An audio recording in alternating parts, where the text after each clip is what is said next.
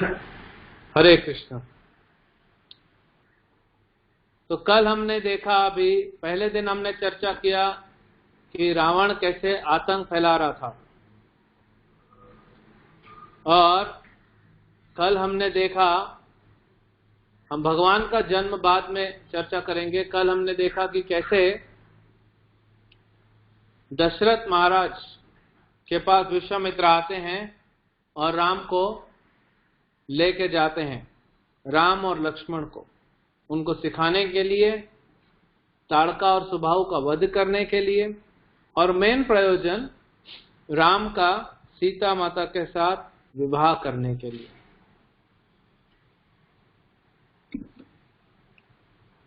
तो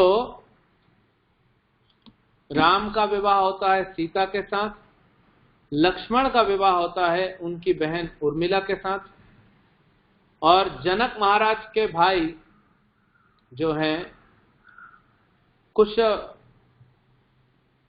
उनका नाम हो, उनकी बेटियों का विवाह होता है, कुशध्वज और उनकी दो बेटियां। तो वशिष्ठ जी कहते हैं कि आपकी दो बेटियां और हैं जो आपके भाई की बेटी है, और हमारे दो पुत्र और हैं परिवार के, तो आप उन दोनों का भी विवाह इनसे करा लीजिए। तो भरत और शत्रुघ्न का भी विवाह हो गया कुशध्वज की पुत्रियों के साथ। और फिर भरत और शत्रुघ्न ये सब विवाह करके आते हैं। परशुराम जी, हम रास्ते में देखते हैं कि परशुराम जी आए,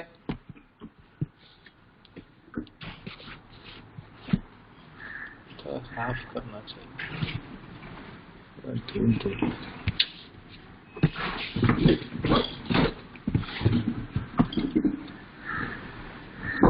तो हमने देखा कि परशुराम जी आए और वहां पे भगवान रामचंद्र ने उनसे कुछ बातचीत की, और फिर दशरथ महाराज अपने चारों पुत्रों और चारों पुत्र वधुओं के साथ जो है वापस आ गए अपने राजमहल में, अपने राजमहल में वापस आए। और क्या देखा उन्होंने कि वहां पे इतना अच्छा स्वागत हो रहा है, और फिर सब लोग एक सुख का अनुभव कर रहे थे, आनंद में सब। जहां पे लक्ष्मी नारायण है वहां पे तो किसी चीज की कमी नहीं हो सकती, सीता और राम है। कुछ समय बाद दशरथ महाराज ने ये विचार शुरू किया सोचना कि अब समय आ गया है जब मैं रिटायर हो जाऊं। देखिए, समय रहते रिटायर होने के बहुत सारे फायदे हैं। अगर समय रहते आप रिटायर होते हैं तो आपको भजन के लिए टाइम मिलता है, और जो इस संसार में मैनेजमेंट करते करते जो दिमाग इधर उधर लगा रहता है वो पूरा फोकस हो जाता है भगवान के ऊपर। और बच्चे बड़े होने के बाद भी अगर आप राजा बने रहते हैं तो समाज में भी आपकी निंदा होती है और बच्चे भी आपकी इज्जत नहीं करते। तो समय रहते छोड़ देना चाहिए हमको, नहीं तो हमारा ही निंदा होगा समाज में। तो दशरथ महाराज पहले के जो राजा महाराजा थे समय रहते छोड़ देते। दशरथ महाराज तो वैसे ही चिंतित थे कि कौन मेरा पुत्र बने तो मैं फिर छोड़ूं, तो दशरथ महाराज तैयार थे।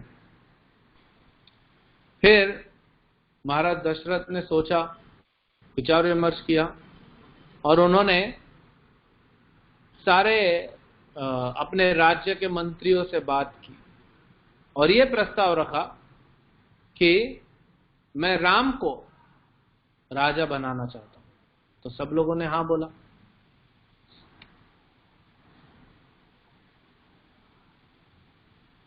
सब लोगों ने हाँ बोला, और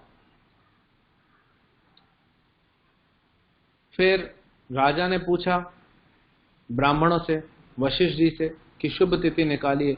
तो ब्राह्मणों ने कहा कि देवताओं के लोक में कुछ गड़बड़ है, मतलब ये अशुभ कुछ होने वाला है संसार में।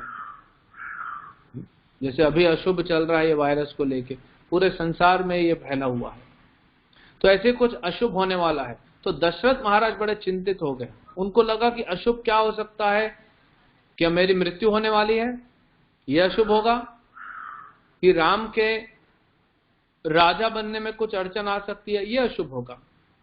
तो उन्होंने कहा जल्दी जल्दी करते हैं। तो तुरंत डेट निकाली गई, मुहूर्त निकाला, और इस समय भरत और शत्रुघ्न को दशरथ महाराज ने कहा कि आप लोग अपने ससुर के पास जाइए, कुशध्वज के पास, क्योंकि उनका कोई बेटा नहीं है, तो उनको जाकर थोड़ा सहायता कीजिए। ये इनका इच्छा था, ये राम को राजा बनाने से पहले इनका इच्छा था। तो अभी सब जगह भेज दिया अपने दूतों को महाराज दशरथ ने, पूरे विश्व में, बोले सब राजाओं को खबर करो कि हम राम को राजा बनाने का तैयारी कर रहे हैं, तो आ जाएं। अब जल्दीबाजी में क्या हुआ, कुशध्वज महाराज को ये इंफॉर्मेशन देना भूल गए। अब दोनों इनके बेटे वहां पे हैं, तो ये कोई जानबूझ के किया नहीं दशरथ महाराज ने। फिर दशरथ महाराज सोचे अभी तो लेट हो गई, क्योंकि यहां से कोई व्यक्ति जाएगा इतना दूर, 3-4 दिन लगेगा, तो हमारा तो अभिषेक करना इधर राम का। तो दशरथ महाराज ने सोचा कि ठीक है, इतना कुछ दुख नहीं होगा, क्योंकि अगर भरत और शत्रुघ्न जब सुनेंगे कि राम को राजा बनाया तो वो भी बहुत प्रसन्न होंगे, क्योंकि भरत ने और शत्रुघ्न भी और लक्ष्मण भी, ये तीनों राम को बड़ा प्रेम करते थे और प्रेममयी सेवा करते थे। तो दशरथ महाराज बोला कि कोई परेशानी नहीं होगी। फिर सब तैयारी हो गई और राजा आ गए सारे, और सभा बैठी। तो दशरथ महाराज ने सभी राजाओं को सूचित किया कि अभी मेरी उम्र हो गई है, मैंने इतना साल ये राज किया और पूरी पृथ्वी को संभाला, आप सबने अच्छा सहयोग दिया। अब मेरी इच्छा है कि मेरा ज्येष्ठ पुत्र श्री राम वो इस गद्दी पे बैठे और वो राजा बने। तो आप लोगों का क्या मत है, आप लोग संतुष्ट है राम से, नहीं तो आपका कुछ और ऑप्शन है तो वो बताइए। तो सभी ने बोला कि नहीं, ये तो बिल्कुल परफेक्ट डिसीजन लिया आपने। जय श्री राम के नारे लगने लग गए। तो बड़े संतुष्ट हुए दशरथ महाराज कि मेरे मन की इच्छा थी कि राम राजा बने, और सब लोगों ने, विश्व के सभी राजाओं ने जो है वो स्वीकार कर लिया कि राम ही राजा बनेंगे। अब यहां सब हो गया। वशिष्ठ जी को दशरथ महाराज ने कहा कि तैयारियां कीजिए, तो तैयारियां होने लगी और कल राज्य अभिषेक होना है, तो ये सब तैयारी चल रही थी। तो उधर दशरथ महाराज की 3 पत्नियां, कौशल्या, सुमित्रा और कैकेयी। कौशल्या बड़ी रानी, उनके पुत्र हुए श्री राम। कैकेयी सबसे छोटी रानी लेकिन राजा की फेवरेट और सबसे सुंदर, उसका पुत्र हुआ भरत। और सुमित्रा के 2 पुत्र हुए, लक्ष्मण और शत्रुघ्न।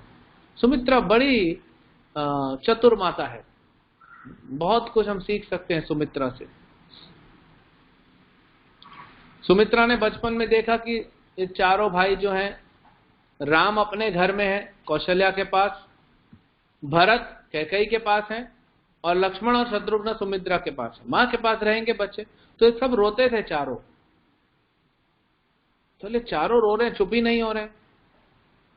तो सुमित्रा ने देख लिया कि लक्ष्मण जब राम के साथ होते हैं तो रोना बंद हो जाता है, और शत्रुघ्न जब भरत के साथ होते हैं तो रोना बंद हो जाता है। तो उन्होंने तुरंत बोला कि कैकेयी को बोला कि शत्रुघ्न भी आज के बाद तुम्हारे साथ रहेगा, और कौशल्या को बोला कि लक्ष्मण तुम्हारे साथ रहेगा, है ना। बड़ा अच्छा संबंध था तीनों देवरानियों में, और बड़ा अच्छा, सॉरी देवरानियां नहीं तो सब एक ही पति है ना, सॉरी, तीनों जो हैं वो दशरथ महाराज की रानियां हैं। तो तीनों रानियों में बड़ा अच्छा संबंध था, कोई त्रुटि नहीं थी इनके संबंध में। और कौशल्या हालांकि वो बड़ी रानी थी, लेकिन राजा समय बिताते थे ज्यादा छोटी रानी के साथ, लेकिन ठीक है, वो संतुष्ट थी। तो अब भरत और शत्रुघ्न वो चले गए कुशध्वज महाराज के पास और यहाँ पे तैयारियां होने लगी। अभी दशरथ महाराज ने किसी से कहा नहीं, लेकिन खबर तो फैल जाती है। तो ये जो है कैकेयी की दासी, ऐसा दासी नहीं थी, वो धात्री थी, जो मंथरा है। क्योंकि कैकेयी जब छोटी सी थी तब से मंथरा कैकेयी की देखभाल करती है। आप सोचिए, जब कैकेयी छोटी थी तब से उसकी देखभाल कर रही है, तो इतने सालों का, अभी तो कैकेयी का बेटा भी शादी कर लिया, तो इतने सालों से तो एक संबंध तो घनिष्ठ बन जाता है ना, अच्छा संबंध बन गया। अब तीनों रानियों में कैकेयी के साथ दशरथ महाराज ज्यादा रहते थे, तो कैकेयी का वजन था पूरे राज्य में, कैकेयी को लोग मानते। अब जब कैकेयी का वजन ज्यादा है तो कैकेयी की जो नौकरानियां हैं या धात्री है या जो सेविकाएं हैं उनका वजन ज्यादा होगा। हालांकि ये कुब्जी थी ना, मंथरा का कुबड़ निकला हुआ था, तो ये कुब्जी मंथरा को कोई पसंद नहीं करता था, सब गाली देते थे। लेकिन क्योंकि ये राजा की प्रिय रानी की दासी है, तो पूरे राज्य में सब इसको रिस्पेक्ट देते थे, आदर देते थे, सम्मान देते थे। नहीं तो ये कंप्लेंट कर देगी कैकेयी से, और कैकेयी राजा से कंप्लेंट कर देगी, तो जिसके खिलाफ कंप्लेंट होगा उसका तो नौकरी खत्म। तो मंथरा घूम रही थी और देखा कि बहुत तैयारियां हो रही है। किस बात की तैयारी हो रही है? तो किसी ने बताया मंथरा को कि कल सवेरे दशरथ महाराज प्रभु श्री राम को राज्य अभिषेक कर रहे हैं, उनका राज तिलक होगा। तो मंथरा ने सुना तो उसको तो ऐसे जैसे कि एक हार्ट अटैक ही हो गया, जैसे 25,000 वोल्ट का एकदम झटका लग गया उसको, क्योंकि इसको पता ही नहीं था। तो वहां तो उसने कुछ नहीं बोला, वो चुपचाप भागी भागी जो थी वो गई कैकेयी के पास। और कैकेयी जो है बड़े प्रसन्न मुद्रा में बैठी थी, क्योंकि शाम का वक्त है। राजा रोज शाम को, दशरथ महाराज रोज शाम को आते और कैकेयी से मिलते। प्रायः ज्यादातर कैकेयी के पास ही आते थे शाम को। तो फिर कैकेयी ने पूछा मंथरा से, और मंथरा बताओ कैसी हो?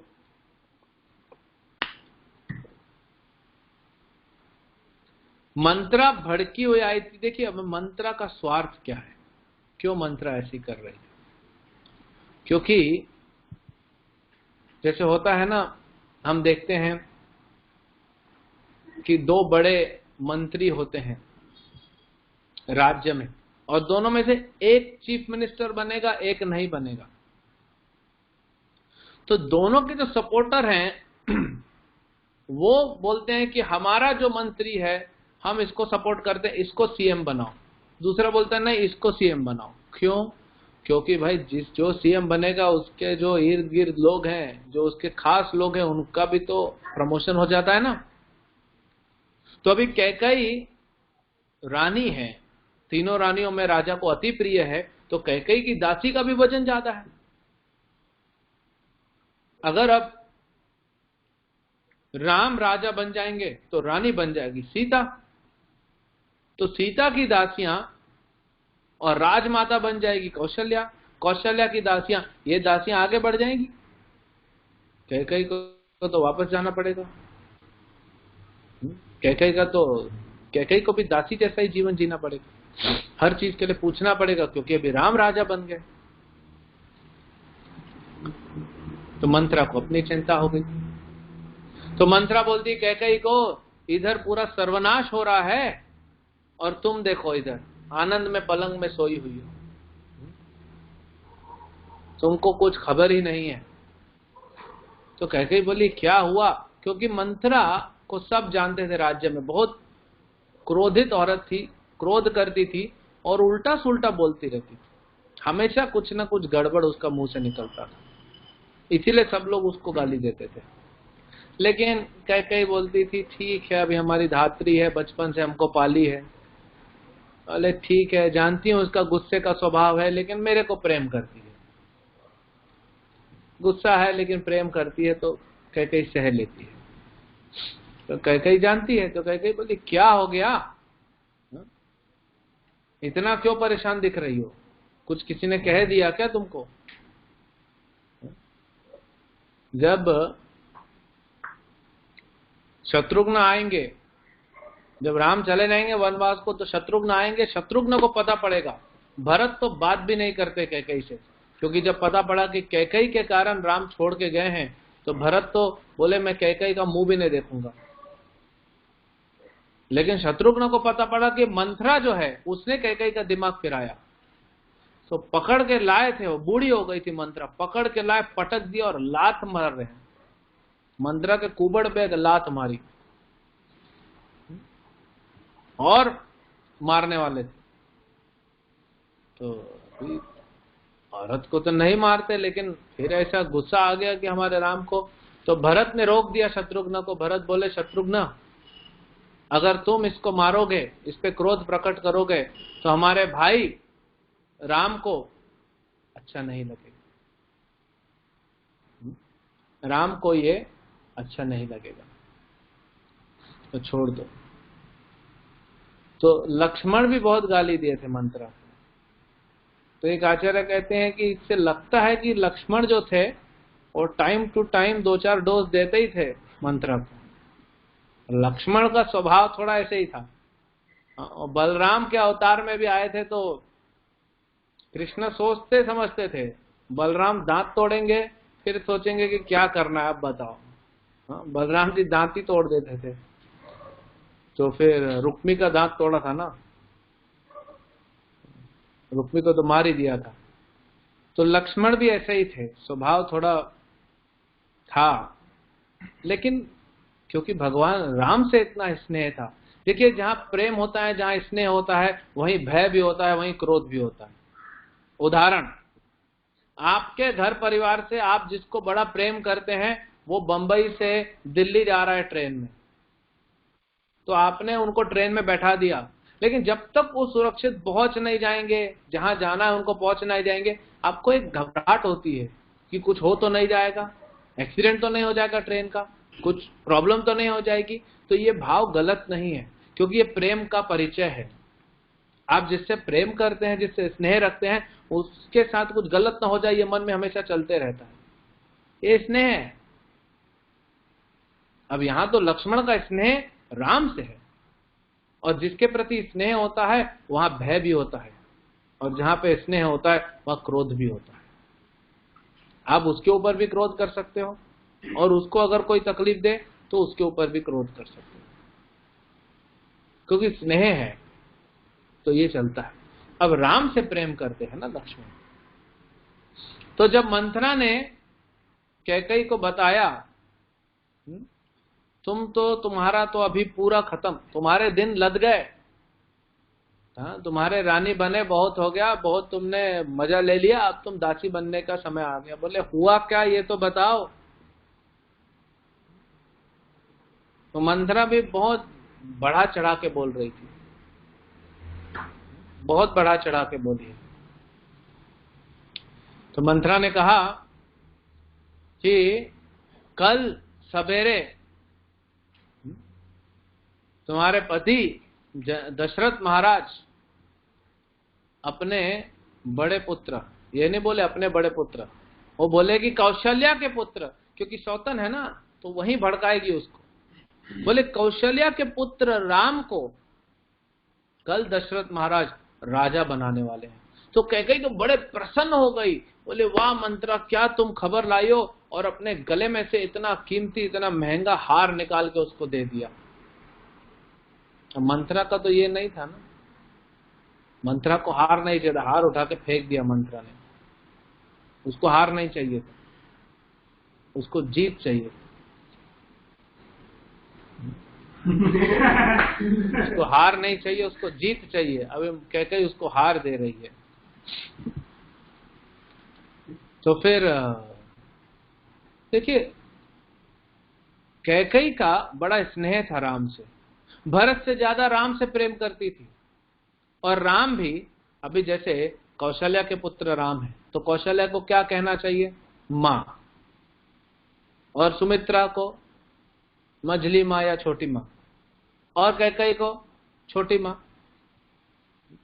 लेकिन राम कैकेयी को मां कहते थे, कौशल्या को बड़ी मां कहते थे। कैकेयी को ज्यादा प्रेम करते थे। और कैकेयी भी भरत से ज्यादा राम को प्रेम करती थी। और भरत, लक्ष्मण, शत्रुघ्न, ये तीनों राम के दास बन के रहते थे। लक्ष्मण का खास स्नेह राम से था, शत्रुघ्न का स्नेह भरत से था। तो ये तो क्लियर था कि न राजा शत्रुघ्न कभी नहीं बनेगा, लक्ष्मण कभी नहीं बनेगा, क्योंकि राम के रहते लक्ष्मण गद्दी पे चढ़ेगा नहीं, शत्रुघ्न भरत के रहते कभी गद्दी पे चढ़ेगा नहीं। अब ये दो लोग ही बन सकते हैं। तो अगर राम बन रहा है तो भरत नहीं बनेगा। तो मंत्रा का ये पूरा कैलकुलेशन था। तो कैकेयी तो खुश हो गई। तो मंत्रा ने हार उठा के फेंक दिया, बोले तुम समझ नहीं रही हो। अरे अगर राम राजा बन जाएगा, सीता बन जाएगी रानी, कौशल्या बन जाएगी राजमाता, उसकी दासियां ऊपर चली जाएंगी। वो नहीं बोली दासियां, क्योंकि इसका तो पर्सनल इंटरेस्ट है। बोली कौशल्या बन जाएगी राजमाता और तुम तुच्छ बन जाओगी। हाँ, इसीलिए ये सब गलत हो रहा है। तो कैकेयी को बड़ा क्रोध आ गया, ऐसा बोल रही है राम के खिलाफ। तो कैकेयी ने कहा मंत्रा को कि मंत्रा, अगर तुम मेरी धात्री नहीं होती ना, इतने साल से संबंध नहीं होता ना, तो आज तुम्हारी जबान कटवा लेती मैं। रानी है भाई, जिसकी जबान चाहे कटवा देगी, कोई सुनवाई नहीं होगा, कोई अपील नहीं कर सकता। लेकिन सिर्फ तुम इतने साल से मेरी सेवा की हो, इसलिए मैं तुमको छोड़ देती हूं।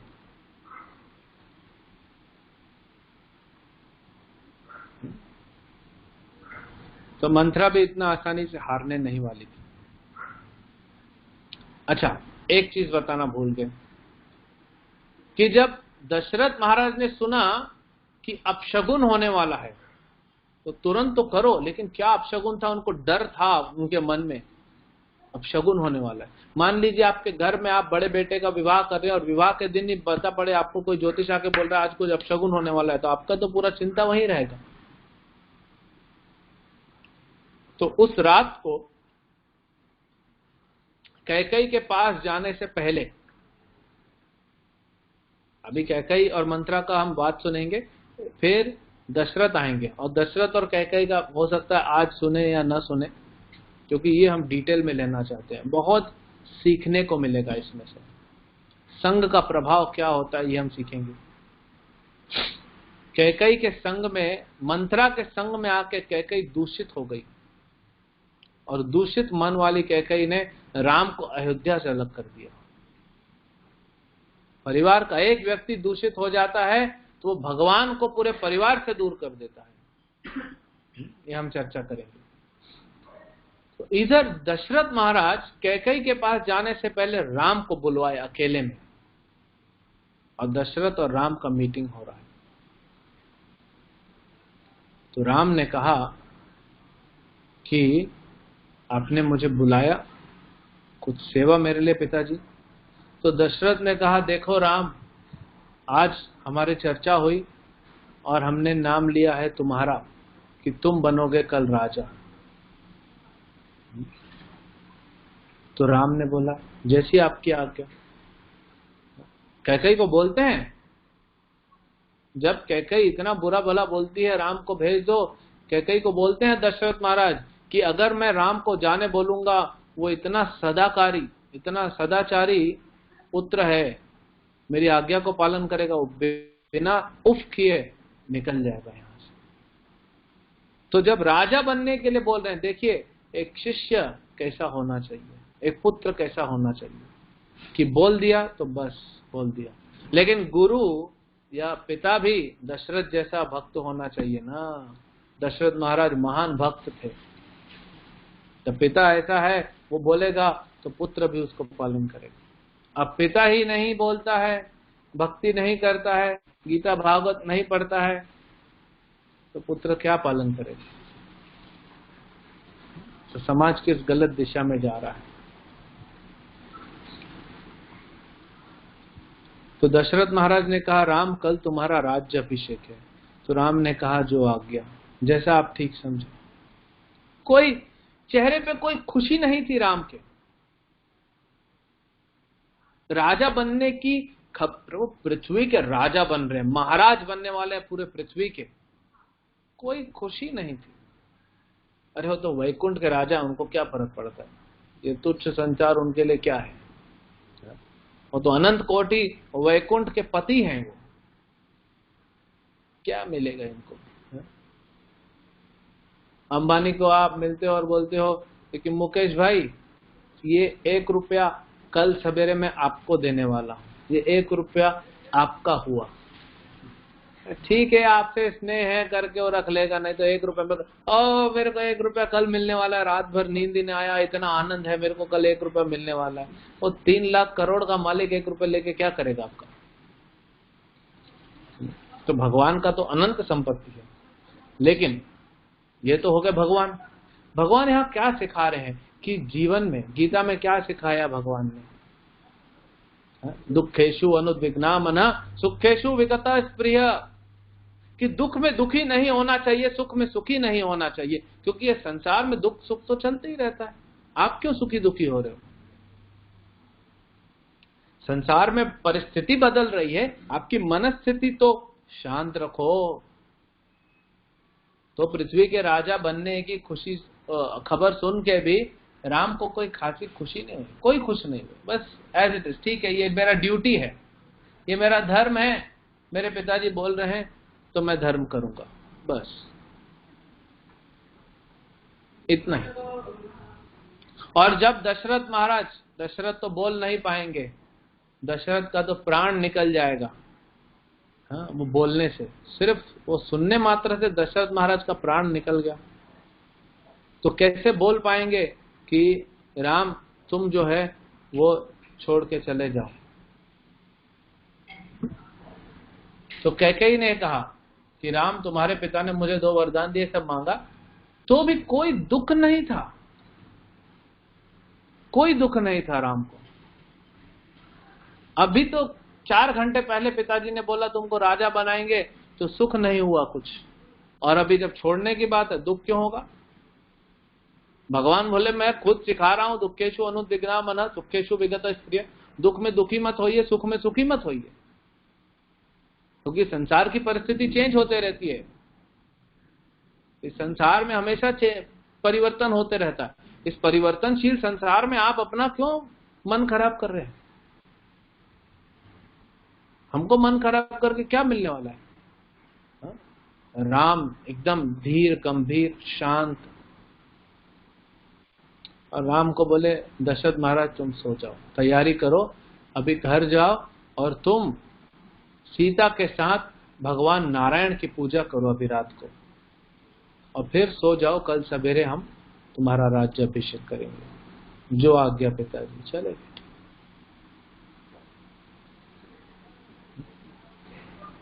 दशरथ महाराज अभी भी चिंतित हैं, क्योंकि वो अपशगुन सुना हुआ अभी भी, लेकिन क्या है कुछ समझ में नहीं आ रहा है।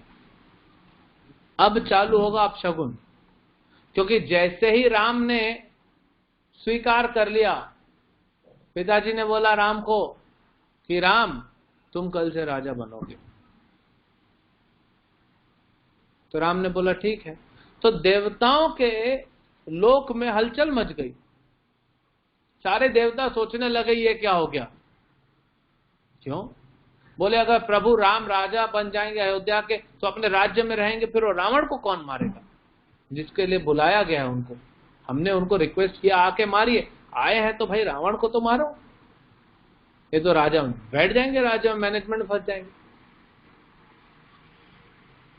तो इसीलिए देवताओं ने देखा कि क्या किया जाए, तो देवताओं ने प्लान किया, देवताओं ने देखा कि किसका मति फिराया जाए, कौन ये पूरा चक्कर गड़बड़ कर सकता है।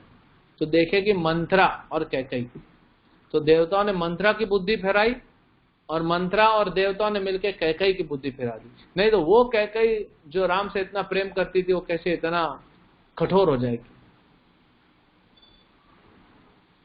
तो देवताओं का हाथ था इसमें। लेकिन हमारे शिक्षा के लिए बहुत सारी चीजें। अब इधर क्या होता है, तो मंथरा बोलती है कैकेयी को कि तुम इतना खुश क्यों हो रही हो? तुमको समझ रहा है क्या हो रहा है? मेरा राम राजा बन रहा है, मेरा राम राजा बन रहा है, तुम बड़ी खुश हो रही हो। तुमको पता नहीं तुम्हारे साथ क्या करेगा, मैं बताती हूं क्या करेगा। पहले तो अपनी मां को सपोर्ट करेगा, दूसरा लक्ष्मण तो उसका दास है, कुछ बोलेगा नहीं, और शत्रुघ्न कुछ बोलेगा नहीं। भरत को या तो राम वनवास भेज देगा या तो वैकुंठ भेज देगा, मतलब मार देगा। अब गुस्सा आ रहा है इसको, कैकेयी को बोलती तुम मंत्रा कैसा बात करती हो, तुम्हारी अभी जबान कटवा दूंगी मैं। मंत्रा बोलती है सुनो कैकेयी, ध्यान से सोचो, मुझे क्या फायदा होने वाला है? मैं तो दासी हूं, मैं तो कल भी दासी थी, आज भी दासी हूं, राम भी राजा बनेगा तो भी मैं दासी ही रहूंगी, मुझे क्या बनने वाला है? मिलने तो तुमको ही वाला है, लेकिन कैसा घुमा रही है। बोलती मैं तो कल भी दासी थी, आज भी दासी हूं, कल राम राजा बन जाएगा तो मैं तो दासी रहूंगी, मुझे कौन सा प्रमोशन मिलने वाला है? लेकिन तुम्हारी सोचो, तुम रानी हो, तुम दासी बन जाओगी कौशल्या की। कैसा दिमाग फिरा दिया।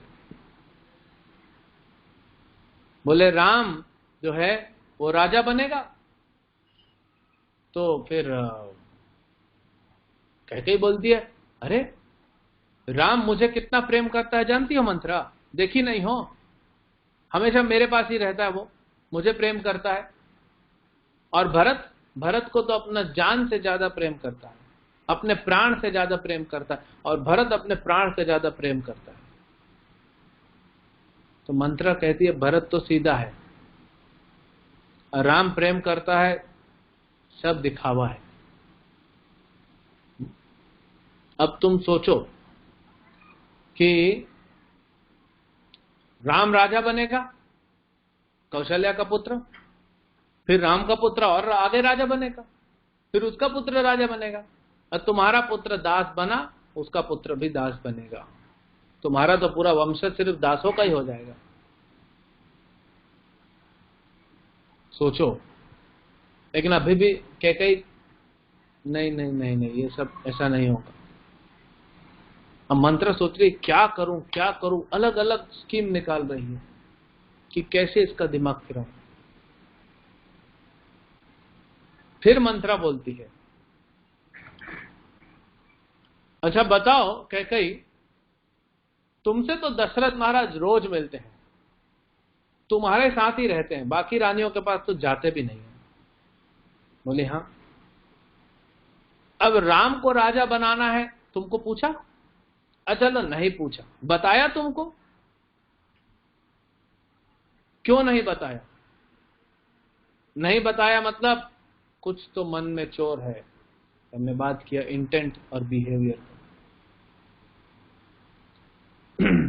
दशरथ ने सारे दुनिया में खबर कर दिया, लेकिन तुमको नहीं बताया जिससे रोज मिल रहे हैं। तो कैकेयी पूछती है कब डिसीजन हुआ? अरे 2 हफ्ते से ज्यादा हो गया, डिसीजन आज हुआ है। लेकिन झूठ बोल दी, बोली 2 हफ्ते से ज्यादा हो गया। तो अब इसका दिमाग धीरे धीरे धीरे फिरने लग गया। मंत्रा बोलती है बताओ, तुमसे तो हर चीज शेयर करते हैं, कुछ नहीं छुपाते ना। तो एक स्त्री का दिमाग सबसे ज्यादा फिरता है जब उसका पति उससे कुछ छुपाए, उसको शक भर दो, बस उस स्त्री के दिमाग में शक भर दो कि तुम्हारे पति ने तुमसे छुपाया है, खत्म। अब वो शक छोड़ेगा नहीं, स्त्री को खा जाएगा परिवार को। और सौतन है तो और ज्यादा, अभी तो सौतन पे भी लाएगी, कौशल्या पे। हर तरह से प्रयास किया। तो बोली तुमको क्यों नहीं बताया? चलो राम को राजा बना रहे, राम बड़ा पुत्र है, ये तो प्रथा है कि बड़ा पुत्र राजा बनेगा, कोई प्रॉब्लम नहीं, लेकिन तुमको क्यों नहीं बताया? अब दिमाग घूमने लगा। बोली देखो, मंत्रा बोलती है कैसे चतुराई से दशरथ ने भरत और शत्रुघ्न को भेज दिया दूर ससुराल में, जाओ बेटा, तुम्हारे ससुर जी का कोई बेटा नहीं है, जाओ तुम दामाद हो, उनका सेवा करो। क्यों भेजा?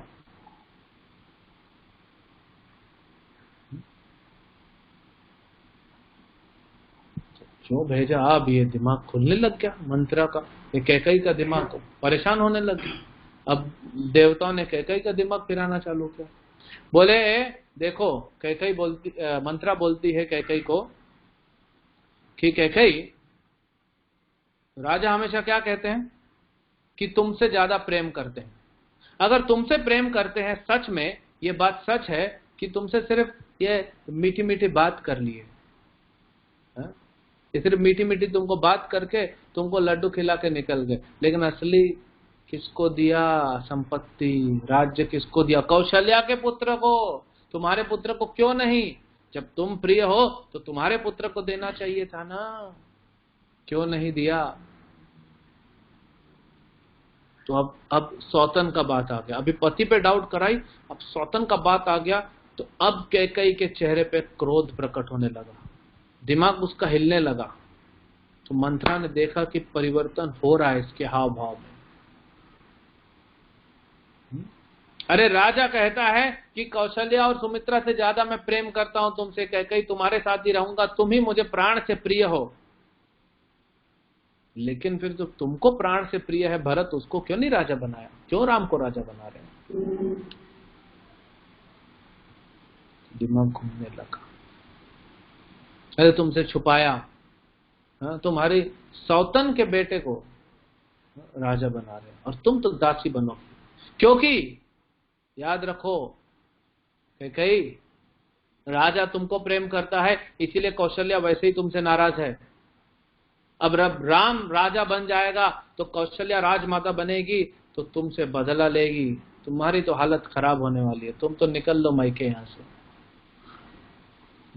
क्योंकि कौशल्या राम को बोलेगी और तुम्हारा रोटी खाना बंद हो जाएगा सर, तुम्हारा खाना पानी बंद हो जाएगा, तुम्हारा credit card block, ATM card block, signing authority खत्म, तुम हमेशा मांगती फिरोगी। सीता से और कौशल्या से मांगना पड़ेगा तुमको कुछ भी चाहिए तो। अभी तो तुम एक हुक्म कर देती हो तो राजा पूरी पृथ्वी बिछा देता है तुम्हारे लिए। तो अब इसका दिमाग फिरने लगा। पहला तो पति पे डाउट आया, फिर सौतन का बात आया, फिर फ्यूचर में कुछ नहीं रहेगा वो बात आया, तो टेंशन चालू। तो देखिए हमको क्या शिक्षा मिलती है कि संग का कितना प्रभाव होता है। एक संग हमको मार डालता है, हमारे भक्ति को पूरा नष्ट कर देता है। यही कैकई जो भगवान राम से इतना प्रेम करती है, एक मंत्रा बीच में आके वो भगवान से भक्त को दूर कर देती है। तो आप भक्ति कर रहे हैं, कैकई तो निष्ठ थी भक्ति में, आप भक्ति कर रहे हैं, हम भक्ति कर रहे हैं, उतने निष्ठ नहीं हैं। तो जब हम उन लोगों से मिलते हैं जो भगवान के भक्त नहीं हैं, जो उन लोगों से मिलते हैं जो नास्तिक हैं, जो कहते हैं कि भगवान है ही नहीं, उन लोगों से मिलते हैं जो कहते हैं कि भगवान अन्याय करते हैं, उन लोगों से अभी देखिए पूरे समाज में फैल रहा है। लोग कह रहे हैं कि मंदिरों के भी दरवाजे बंद हैं, तो मंदिर बनाने का क्या फायदा? भारत में हॉस्पिटल बनाई जाती ना। अभी जब तकलीफ आई है तो भगवान ने अपने दरवाजे बंद करके रखे। बिल्कुल सही बात है, भगवान ने दरवाजे बंद किए हैं, लेकिन भगवान ने आपके हृदय में से तो नहीं निकल गए ना। अरे भगवान के सेवकों ने यहां दरवाजा बंद किया कि भीड़ में आप आएंगे बीमारी लेके जाएंगे, लेकिन भगवान आपके हृदय में रहते हैं, वो तो छोड़ के नहीं चले गए। भगवान सर्वव्यापी सर्वत्र हैं, जहां से रह के प्रार्थना करोगे वहां से तो नहीं निकल गए। भगवान की शक्ति में तो कोई कमी नहीं हुई, भगवान के आशीर्वाद देने में, उनके वरदराज होने में तो कोई कमी नहीं हुई, भगवान रक्षा करने में तो कम नहीं हुए। क्या कमी की भगवान ने? जब बच्चा फेल हो जाता है यूनिट टेस्ट में, तो उसकी माँ बोलती है ये अच्छा नहीं है, तुम अगले यूनिट टेस्ट में पास होगे, तुमको चॉकलेट खिलाऊंगी। तो अगला यूनिट में फिर फेल हो जाता है यूनिट टेस्ट में। अब फाइनल एग्जाम आ रहा है, फाइनल एग्जाम के पहले माँ को बच्चे की चिंता है, तो माँ बच्चे का खिलौना छीन लेती है कि तुम पढ़ेगा सिर्फ और कुछ नहीं करेगा। फिर भी नहीं पढ़ता है, बाहर जाता है, बाहर जाना बंद, ताला लगा देती है, घर में बैठो। फिर भी नहीं पढ़ता है, टीवी देखता है, टीवी पूरा कनेक्शन ही कटा देती है, न रहेगा टीवी न कनेक्शन रहेगा। फिर वो मोबाइल पे खेलता है, इंटरनेट बंद करा देती है, फिर भी नहीं पढ़ता है, सो जाता है तो पानी डाल देती है उसके ऊपर, फिर भी नहीं पढ़ता तो कान के नीचे 2 कनपट्टी पे चिपकाती है, पढ़ाई कर। क्यों मां कर रही है? मां दुश्मन है? मां दुश्मन है क्या? मां प्रेम करती है, वो चाहती है बच्चा पास हो जाए। तो भगवान हमसे प्रेम करते, हमको समझा रहे भाई तुम लोग कितना पाप करते हो, ये पाप करना नहीं रोकोगे तो सीधा नरक में जाओगे। नरक में जाने से पहले मैं तुमको समझाना चाहता हूं। इस्कॉन जाओ, क्लास अटेंड करो, भगवद गीता पढ़ो, फिर भी नहीं गए। फिर भगवान ने यहां वहां थोड़े थोड़े भूकंप करवाए, फिर भी नहीं सुधरे। फिर भगवान ने कहीं पे जंगल में आग लगवा दी, फिर भी नहीं सुधरे। ऑस्ट्रेलिया में आग लगी, इंडिया वाले बोलते हैं हमारे घर में थोड़ी, हम ना आराम से। फिर कहीं पे ज्वालामुखी फट रहा है, कहीं पे सुनामी आ रहा है, कहीं पे इकोनॉमी क्रैश हो रही है। भगवान बोले अब नहीं सुधर रहे, अब इनको सुधारने के लिए कुछ करना पड़ेगा। तो ऐसा एक हथियार, ऐसा एक प्रकृति के थ्रू करवाया कि पूरा दुनिया घुटने पे आ जाए और भगवान के सामने नतमस्तक हो जाए, और भगवान फिर सबको आशीर्वाद दे देंगे। लेकिन अब जब मौका आया है, भगवान तैयार हो गए अपनी थाली लेके कि आज तो बांटने का दिन आया है। अब पूरे विश्व में इतना कोरोना वायरस फैला है कि लोग घुटने पे आएंगे। अब मेरा करुणा के लिए जब वो याचिका दायर करेंगे, रिक्वेस्ट करेंगे, तो मैं सबको करुणा बांटूंगा। लेके बैठ गए अपना थाल कि यहां से पैसा ऐसा कृपा फेंकूंगा। लेकिन मूर्ख लोग बोलते हैं हॉस्पिटल किधर है, क्या करेगा हॉस्पिटल जाके, डॉक्टर तो बचा नहीं पा रहा। तो भगवान ने दरवाजे बंद नहीं किए हैं। भगवान आपके घर में है, आपके ऑल्टर में है।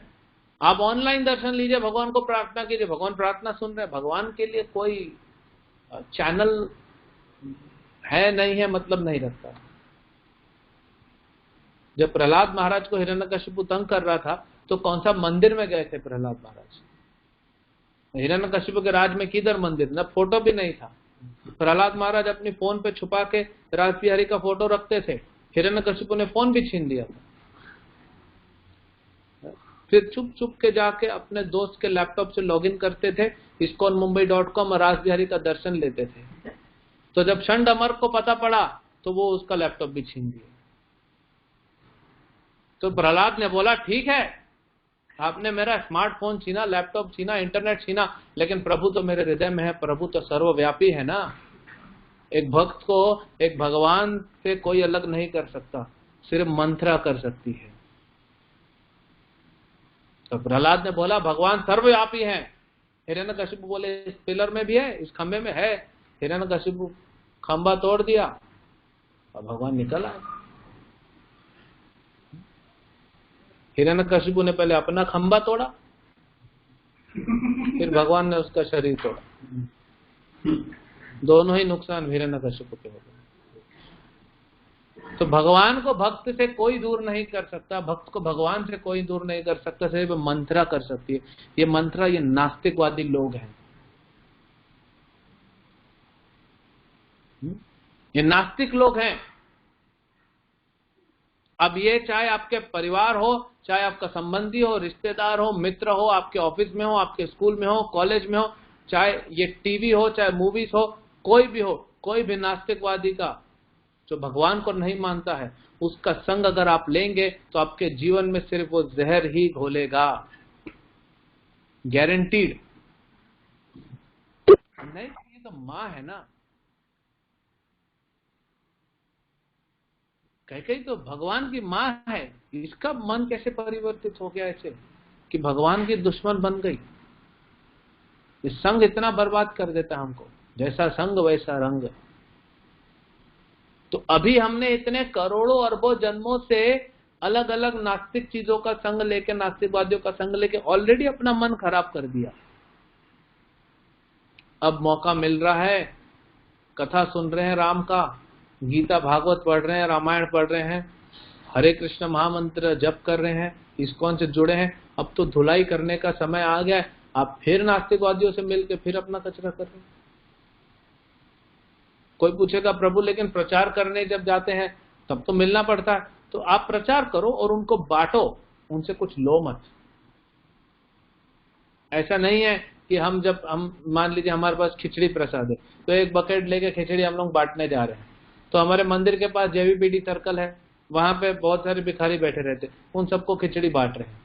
तो एक भिखारी को लगता है अरे मैं भी कुछ देना चाहिए, तो बोलता है अरे हरे कृष्ण प्रभु, मेरे को भी भीख में मिला है, कुछ आधी जूठी रोटी है, कुछ मांस का टुकड़ा है, ये तुम ले जाओ। हम बांटने गए, हम उनका क्यों लेके आएंगे? तो प्रचार करना मतलब बांटना, उनका मतलब क्या हो? वो संग मत लो, नहीं तो मंत्रा ने जैसे फिरा दिया अभी आगे तो बड़ा मार्मिक हो जाएगा ये। जब दशरथ महाराज का अगर कोई ये पढ़ लेगा या सुन लेगा, कितना दुख हुआ दशरथ महाराज को। 5 दिन में शरीर छोड़ दिया। ये सब रात को हो रहा है, सवेरे होने से पहले राम जाएंगे वनवास, क्योंकि वचन यही था। और 5वें दिन दशरथ महाराज परलोक से धार जाएंगे, नहीं रह पाए। तो कैकेयी का अब दिमाग पूरी तरह ब्रेन वॉश हो चुका है, पूरी तरह फिर चुका है। कई बार लोग कहते हैं इस्कॉन मत जाए, भेजिए बच्चों को, इस्कॉन वाले बच्चों का ब्रेन वॉश कर देते हैं। प्रभुपाद जी कहते हैं बिल्कुल सही बोल रहे हैं लोग कि इस्कॉन में ब्रेन वॉश करते हैं, क्योंकि आपके ब्रेन में गोबर भरा हुआ है, उसको वॉश करना है। प्रभुपाद जी बोलते हैं क्योंकि हमारा इतना संघ है, उसको वॉश करती है राम कथाएं, राम का नाम उसको धोती है। ये अभद्र जो है हमारे हृदय में, हृदयंतस्तु अभद्राणी, ये हृदय में जो अभद्र है ये खत्म होता है। कैसे खत्म होता है? शृण्वताम स्वकथा कृष्ण पुण्य श्रवण कीर्तन। शृण्वताम स्वकथा कृष्ण, इस सुनने से, क्या सुनने से? कृष्ण कथा सुनने से। शृण्वताम स्वकथा कृष्ण पुण्य श्रवण कीर्तनम, ये पुण्य श्रवण कीर्तन करने से, भगवान का नाम, भगवान की कथा सुनने से, हृदयंतस्य अभद्राणि विदुनोति सुहृत्सताम, हृदय में, हमारे हृदय में जो भरा हुआ है अभद्र जो कचरा, वो साफ हो जाता है। तो जो इस्कॉन मंदिर है वो सफाई कर रहा है समाज में। इस्कॉन मंदिर है लोगों को एजुकेट कर रहा है। अगर यही जितने लोग पाप कर रहे हैं जिसके कारण वायरस फैला है, अगर यही पाप न करके लोग इस्कॉन मंदिर आए होते, अपने अपने देश, अपने अपने शहर में भगवत गीता पढ़ी होती, हरे कृष्ण मंत्र जप करते, तो दुनिया में पाप कम हो जाता। पाप कम हो जाता तो वायरस ही नहीं आता। राम राज्य में तो कोई बीमार नहीं हुआ, कोई मृत्यु नहीं होती थी, कोई बूढ़ा नहीं होता था, जो जब चाहे वैसा रहेगा। तो राम राज्य तो तब बनेगा ना जब राम का नाम का प्रचार होगा, राम की कथा का प्रचार होगा। भगवान तो बैठे हैं, राज्य भी है, राजा राम भी हैं, लेकिन प्रजा राम को नहीं फॉलो कर रही। भगवान राम का भी ट्विटर अकाउंट है, लेकिन फॉलो करने वाले कम है। भगवान बोले मैं क्या करूं, जो जो मेरा ट्विटर अकाउंट फॉलो करता है उसको मैं डेली कृपा भेजता हूं, एक सेल्फी डेली भेजता हूं मैं, तो मेरा दर्शन लेते हैं। यही करते हैं ना लोग, बॉलीवुड हॉलीवुड स्पोर्ट्स वालों का ट्विटर फॉलो करते हैं, उनका फोटो और उनकी कथा सुनने के लिए। हृदयंतस्तु अभद्राणि विदुनोति, भगवान राम का कथा और उनका दर्शन, उनका नाम हृदय से अभद्र खत्म करते हैं। और दुनिया भर में लोग ट्विटर फॉलो कर रहे हैं, हॉलीवुड बॉलीवुड पोस्टर, ये पॉलिटिशियन वो पॉलिटिशियन क्या कर रहे हैं? अभद्र बढ़ा रहे हैं, अभद्र बढ़ रहा है, मन और कचरा हो रहा है। लेकिन राम का ट्विटर फॉलो करो, राम सेल्फी लेके भेजेंगे और छोटे छोटे वीडियो बना के भेजते हैं राम अपनी एक्टिविटी का, और अपना एक्टिविटी जो किया उन्होंने ट्विटर पे, लोग यही करते हैं। तो राम कथा रोज सुनने को मिलेगा आपको। तो राम को फॉलो करो, तो राज्य भी है, राम भी है। लेकिन क्या नहीं है? प्रजा राम को फॉलो नहीं कर रही है जो अयोध्या में कर रही थी, इसीलिए राम राज्य स्थापित नहीं हो रहा है। राम की कमी नहीं है, राज्य की कमी नहीं है। फॉलोअर नहीं, फॉलोअर सब उल्टी दिशा में बह रहे हैं। तो इसीलिए ये मंथरा जैसे लोगों से हमको बचने का प्रयास करना चाहिए, नहीं तो हमारा जीवन नष्ट कर देंगे, सीधा नरक में भेज देंगे। कई बार देखिए, अब बोलते हैं ना लोग, इस्कॉन वाले बुद्धि फिरा देते हैं नौजवान लड़कों की। तो नौजवान लड़कों को या कोई भी हो, उनको प्रचार करके, किसी को भी हम प्रचार करके क्या सिखाते हैं कि आप भी भक्त बनो, अपना पत्नी बच्चा, पत्नी है तो माँ बाप भाई बहन सबको भक्त बनाओ समाज में। क्या खराब कर रहे हैं?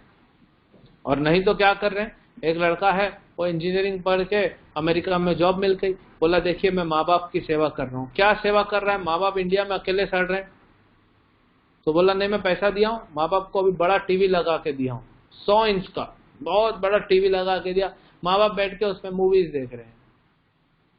तो पहले ही हम लोग नरक में जा रहे हैं, हमारे बच्चे ने टीवी देके हमको मूवीज दिखा के और नरक में जल्दी ढकेल दिया।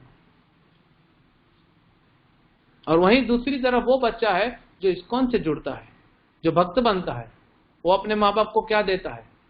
बोलता है कि आप लोग जप करिए।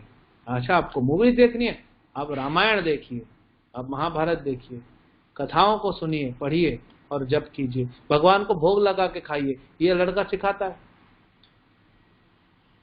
तो इसके माँ बाप का उद्धार हो जाता है। तो असली माँ बाप की सेवा किसने की?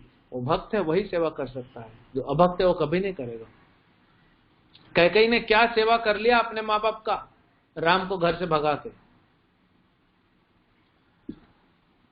पूरे संसार में दुख ला दिया, और उसका खुद का बेटा छोड़ के चला जाएगा उसको। जिस बेटे के लिए किया था, बेटा तो खुद छोड़ के चला जाएगा। जो पति तुमको अपने प्राण से भी ज्यादा चाहता था, पूरी पृथ्वी तुम्हारे लिए बिछा देता था, वो पति का भी प्राण खा गई कैकेयी। बेटा भी गया, पति भी गया, बचा क्या? मंत्रा। ये होता है भक्तों के संग से, अभक्तों के संग के प्रभाव से भगवान भी छूट हो जाएंगे हमसे, भक्त भी दूर हो जाएंगे, संसार में फंसते चले जाएंगे। तो यहां बहुत बड़ी शिक्षा मिलती है।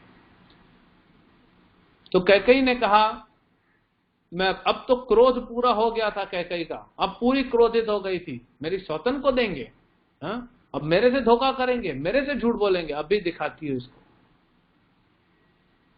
अब वो राजा का इज्जत भी नहीं कर रही, दशरथ महाराज को बोलती है, ओ मूर्ख राजा, तुम मूर्ख हो, दशरथ को बोलती है। सोचिए इतना हिम्मत, पृथ्वी के सम्राट को मूर्ख बोलती है। ये गुस्सा, गलती दशरथ महाराज का भी है ना, सुनेंगे अभी हम। तो कैकेयी बोली मैं अभी जाती हूं। मंत्रा दिमाग लगाई, बोले नहीं, ऐसे नहीं जाने का, ऐसे तुम जाके मांगोगी तो घुमा देंगे तुमको। वो राजा हैं, उन लोग को बात करना आता है, कैसे किससे बात करना है, घुमा देंगे। राजा रोज तुम्हारे कक्ष में आते हैं, आज भी आएंगे। अब तुम क्या करो, अपने कक्ष में मत रहो, कुप भवन में जाओ। कुप भवन एक भवन बनाया जाता था जिसमें रानी दुखी रहती थी तो चली जाती थी, उसको कोई डिस्टर्ब नहीं करता था। राजा को पता पड़ जाता था मेरी पत्नी रानी जो है कुप भवन में है, मतलब दुख प्रकट कर रही है, दुख में है, तो जाके उसको मनाते थे। बाकी कोई डिस्टर्ब नहीं। मैं, हम लोग होते हैं ना, दरवाजा मोबाइल सब बंद करके, मैं किसी से बात नहीं करना चाहता, मुझे कोई बात, कोई डिस्टर्ब ना करे, मतलब मैं दुखी हूं। तो पति आके समझाएगा, मनाएगा। मनाएगा मतलब क्या, उसको जो चाहिए फिर देगा, मर्सिडीज कार, हीरो का हार। तो दशरथ महाराज जब आए तो मंत्रा ने समझा के भेजा था कैकेयी को, मंत्रा तो निकल गई। तो दशरथ महाराज जब आए तो आ रहे हैं, बहुत सुंदर वर्णन है कि कैकेयी के लिए जो भवन बनाया था महाराज दशरथ ने, इंद्र के भवन के जैसा इतना सुंदर बना के दिया था अपनी प्रिय पत्नी को।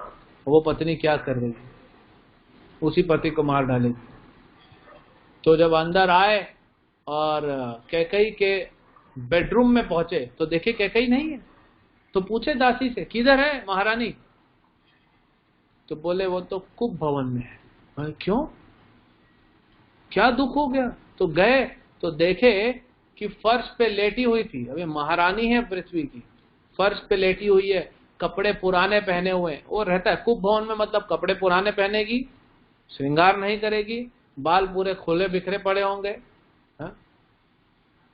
और कोई है ना दुखी में रहेगी, है ना, बाल खुल जाते हैं। जैसे पार्वती के बाल बड़े सुंदर रहते हैं, लेकिन वो चंडी बन जाती है तो बाल खुल जाते हैं, तो ऐसे पूरे बाल बिखरे बिखरे। तो ये आए तो देखे दशरथ महाराज पूरा गंदा कपड़ा पहने जमीन पे लेटी हुई है,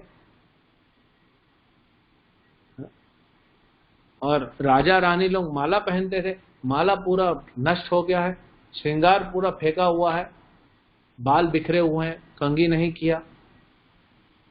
तो आके सीधा उठाते उसको कि क्या हुआ मेरी प्रिय रानी को, मुझे पूरा विश्वास है कि तुम मुझसे दुखी नहीं हो, कौन है तुम्हारे दुख का कारण बताओ। किसी ने तुम्हारा अपमान किया, अब भी उसको दंड दूंगा, मृत्यु दंड।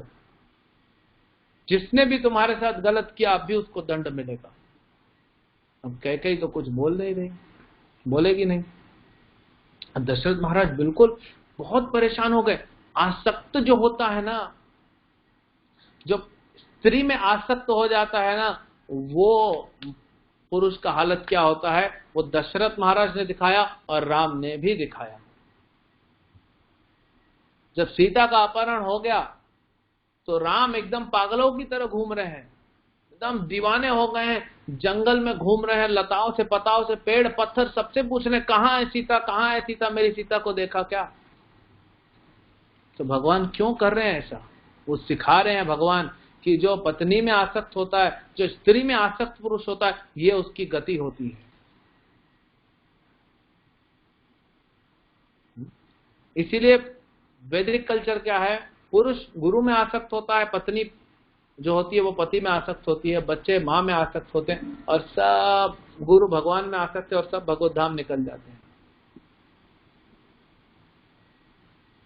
तो दशरथ महाराज से भी वही सीखने को मिला कि पत्नी में इतना आसक्त थे, तो रोने जैसा गति हो गया उनका। उठा रहे हैं उसको, बात नहीं कर रही, देख नहीं रही उसकी तरफ, और बैठ गए दशरथ महाराज भी जमीन पे बैठे, और कैकेयी का सर अपने गोद में रख लिया। बोले क्या हुआ मेरी प्रिय रानी को, और उसका बाल बनाने लग गए। किसने किया ये तुम्हारे साथ, बताओ। तुमको कुछ चाहिए? तुमको हीरे रत्न जवाहरात मोती क्या चाहिए तुमको? ये पूरी पृथ्वी, यहाँ के अनेक नदियां, समुंदर, पर्वत, ये सब मेरा है। तुमको जो चाहिए, तुमको सब चाहिए, तुमको पूरी पृथ्वी देता हूं। तुम मांगो तो सही, लेकिन ये दुख छोड़ दो। मेरा हृदय फटा जा रहा है, मेरा हृदय के टुकड़े टुकड़े हो गए, तुम ऐसे मत रहो।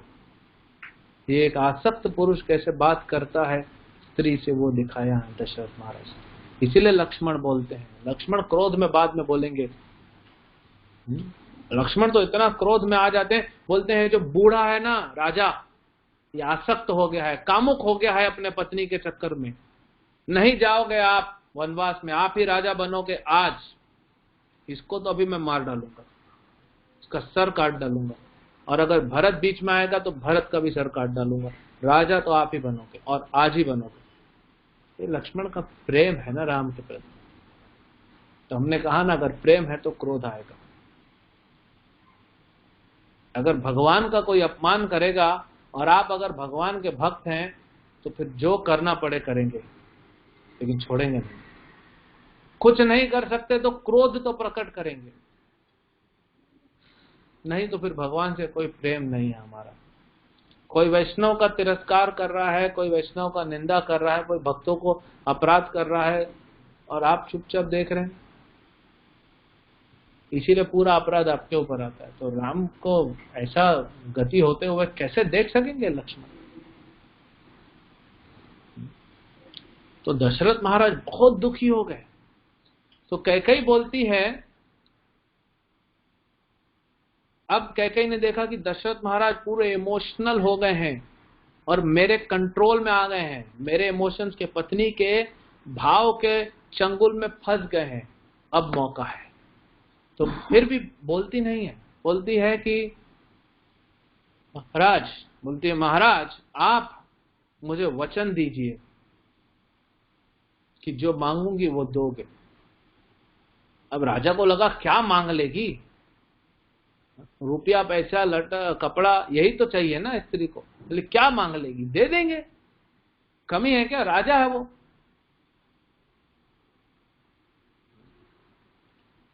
तो कैकेयी ने बोला वचन दीजिए। तो दशरथ ने भी, देखो कभी भी स्त्री को वचन नहीं देना। कश्यप मुनि ने वचन दिया, किसको, दिति को, बोले जो मांगोगी दूंगा। दिति ने मांग लिया कि मेरे को वो एक पुत्र दो, मेरे को एक बेटा दो जो इंद्र का वध करेगा। अब कश्यप मुनि बोलते अरे इंद्र तो मेरा बेटा है, तुम्हारी बहन का पति है। दिति अदिति दोनों बहनें हैं, दोनों का कश्यप से शादी हुआ। तो दिति ने जादू फिरा दिया और कश्यप मुनि से वचन ले लिया। कश्यप ने वचन दे दिया, बहुत गलती किया। कश्यप मुनि खुद अपने आप को कोसते हैं, बोले देखो मैं कितना कामुक हो गया और कैसा मूर्ख हो गया मैं कि स्त्री को वचन दे बैठा। और यहाँ पे दशरथ महाराज ने वही कर दिया कि वचन दे बैठेंगे अभी। और वचन भी देखिए क्या दिया दशरथ ने, तो पूरा विश्वास था जो मांगेगी दे सकूंगा, कुछ उसने सोचा भी नहीं था। अब वो अपशगुन वाली बात नहीं घूम रही है दिमाग में, अगर घूम जाती तो बच जाते कि कुछ अपशगुन है। तो क्या वचन देते हैं, बोलते हैं हे प्राण से प्रिय कैकेयी, मैं तुमको वचन देता हूं, वो राम जो मुझे मेरे प्राणों से भी प्रिय है, मैं उसके कसम खाता हूं। एक बार वो राम जो पूरे सद्गुणों से भरा हुआ है, मैं उसका कसम खाता हूं। और वो राम जो सबके साथ स्नेह से प्रेम से रहता है और भगवान राम का गुणों का बखान करते हैं, बोलते हैं मैं उस पे कसम खाता हूं। 3 बार राम पे कसम खा लिए। अरे और किसी पे कसम खा लेना था ना, राम पे कसम खा लिए। और कैकेयी तो चाहती थी कि राम पे कसम खाए, क्योंकि जानता था सारा समाज कि दशरथ जितना प्रेम राम से करते उतना किसी से नहीं करते। कैकेयी भी कुछ नहीं उसके सामने। तो कैकेयी ने जब देखा राम का ही वचन ले लिया, बोले हो गया अपना काम। फिर कैकेयी बोलती है महाराज आपको याद है मंथरा ने बताया था, कैकेयी तो भूल गई थी, पति ने वचन दिया था तो पत्नी भूल गई थी, क्या करना है पति पत्नी का संबंध। तो मंथरा ने याद दिलाया। तो कैकेयी बोलती है महाराज एक बार आप देवताओं के साथ लड़ रहे थे असुरों के खिलाफ, और आपका रक्षा मैंने किया था, आपने मुझे 2 वरदान दिए थे। उस समय भी गलती किया था दशरथ महाराज ने, बोल देना था कैकेयी को, कैकेयी तुमने मेरी जान बचाई, ऑब्वियसली कुछ देना चाहिए, कृतज्ञ नहीं होना चाहिए। उस समय बोल देना चाहिए था पत्नी को कि हे प्राण प्रिय, तुमने मेरा जीवन बचाया, तुम को मैं ये देता हूं, ये देता हूं, ये देता हूं। वहीं डील खत्म करनी चाहिए, क्या मांग रही हो मांग लो अभी से, नहीं मैं बाद में मांगूंगी, ये तो नुकसान कर दिया। जो था वहीं खत्म कर देना था, ब्लैंक चेक नहीं देने का कभी भी, अमाउंट भर के दो। ब्लैंक चेक दे दिया। अब बोलती आपने मुझे 2 वरदान दिए थे, बोले हाँ मांगो ना क्या चाहिए। अब सीधा सीधा बोल देती है, एकदम निर्लज औरत के जैसा सीधा बोल देती है, थोड़ा घुमा फिरा के भी नहीं, डायरेक्ट, क्योंकि क्रोध से भरी हुई है। बोलती है कि राम की जगह मेरा पुत्र भरत राजा बनेगा। तो दशरथ महाराज को झटका लगा, लेकिन फिर भी संभल गए। और दूसरा, राम को 14 साल के लिए वनवास मिलेगा आज। दशरथ महाराज को जो बीती उनके चेतना पे, जो उनके ऊपर बीता अभी, वो तो खुद समझ नहीं पा रहे थे कि हुआ क्या है, क्या मैं सपना देख रहा हूं, क्या है। इतना बड़ा शौक होता है ना, कभी कभी ऐसा शौक मिलता है कि वो आदमी न मर पाता है न जी पाता है, कुछ नहीं, स्तब्ध हो जाता है एकदम। तो दशरथ महाराज एकदम स्तब्ध हो गए। तो दशरथ महाराज बोलते हैं, कैकेयी मैं क्या सुन रहा हूं, तुम राम को वनवास भेजना चाहती हो? तो वो तो और कठोर होती गई। यस, मैं राम को वनवास भेजना चाहती हूं और अपने पुत्र भरत को।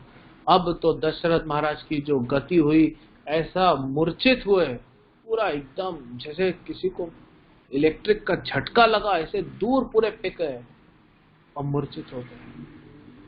और जैसे होश आया, बोले कैकेयी तुम जो मांगो दूंगा, ये मत मांगो। तो मैं तुम्हारे हाथ जोड़ता हूं, पैर पड़ता हूं। पैर पकड़ लिए पत्नी के, है ना। महाराज का ये हालत हो गया कि पत्नी के पैर पकड़ लिए महाराज ने, बट तस से मस नहीं हुई कैकेयी, सिर्फ देखे जा रही उसको घूर के। नहीं, मुझे यही चाहिए, आपने वचन दिया है, राम का कसम खाया है।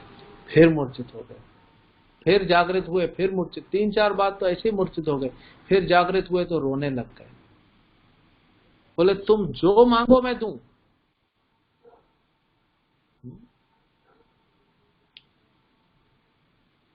तो कैकेयी ने बोला नहीं। कैकेयी ने बोला, राजा ने बोला, महाराज दशरथ ने बोले, मैं हमेशा तुमको ही ज्यादा चाहा, कौशल्या को मैंने अन्याय किया, वो देवी है, उसके साथ मैंने अन्याय किया, और तुम चुड़ैल हो। अब मैं मूर्ख निकला जो देवी को छोड़ के चुड़ैल के साथ। तो कैकेयी को और दिमाग खराब हो गया। कैकेयी बोले, हाँ देखो, राजा कौशल्या को देवी बोलता है, मुझे चुड़ैल बोलता है। मतलब सही बोलती थी मंत्रा कि मेरे साथ सिर्फ मीठी मीठी बात करते हैं, लेकिन पूरा संपत्ति देंगे राम को, कौशल्या के पुत्र को। तो और क्रोधित हो गई। दशरथ बोले, कुछ और मांगो, मैं क्या जवाब दूंगा पूर्वजों को कि मैंने राम जैसे बेटे को निकाल दिया, वनवास भेज दिया। अभी आज सवेरे ही पूरी सभा में बात हुआ, पृथ्वी के सारे राजा आए, मैंने सबके सामने वचन दिया है कि राम को राजा बनाऊंगा। सबने जय बोला, और अब क्या बोलूंगा मैंने कि राम को वनवास भेजा? अपनी पत्नी के चक्कर में क्या इज्जत रह जाएगी मेरी? तो कैकेयी बोलती है, इज्जत तो आपकी तभी भी जाएगी जब आप मुझे नहीं दोगे जो मैंने मांगा है, क्योंकि राम पे कसम खाई है। क्या बोलोगे अपने पूर्वजों को महाराज? हाँ, ये रघुकुल रीत सदा चली आई, प्राण जाए पर वचन न जाए। ये रघुकुल के राजाओं ने अपना जीवन दे दिया अपना वचन रखने के लिए, और आप वचन तोड़ेंगे? शर्म नहीं आती? ऐसा उसको और लत्कार रही है, ऐसा फटकारती है कि कई दशरथ महाराज का हालत खराब। क्या कर सकते हैं, रोने लग गए। कुछ वो बार बार सिर्फ सोच के कि राम नहीं रहेंगे, वो मूर्छित हो जाते थे, वो संभाल नहीं पाते थे। अब उनको होश आया कि क्या अपशगुन होने वाला है, यही अपशगुन है।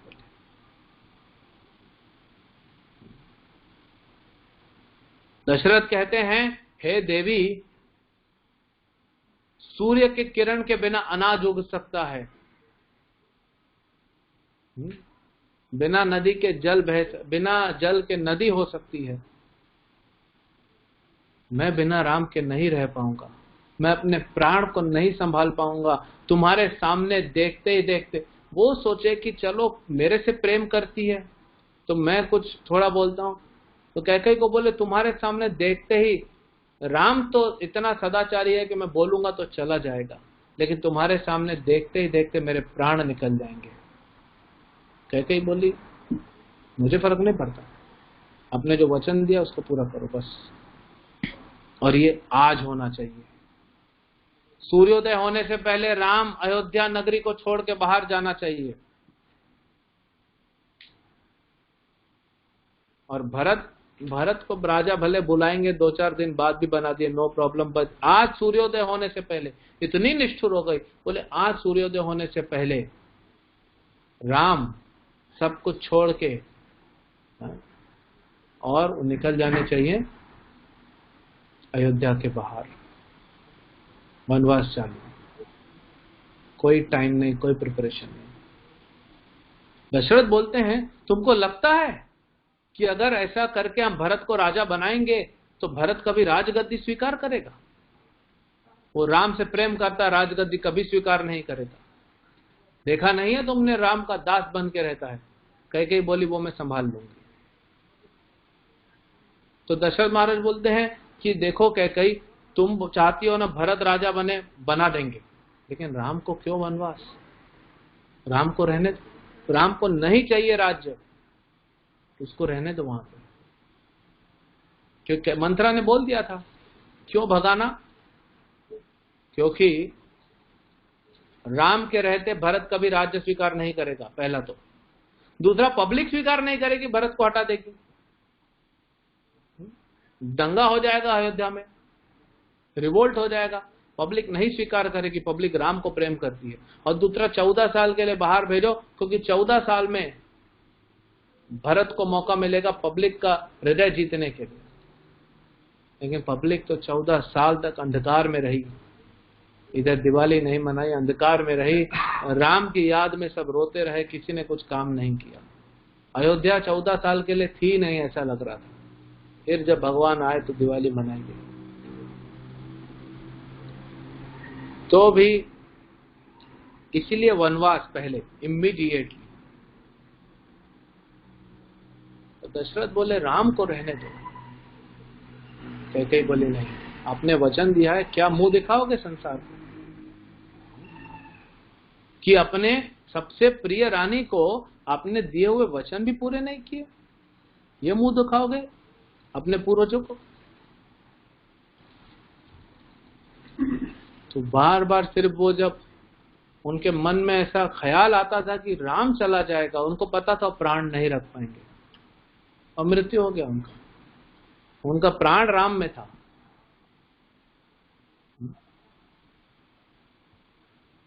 क्या करेंगे?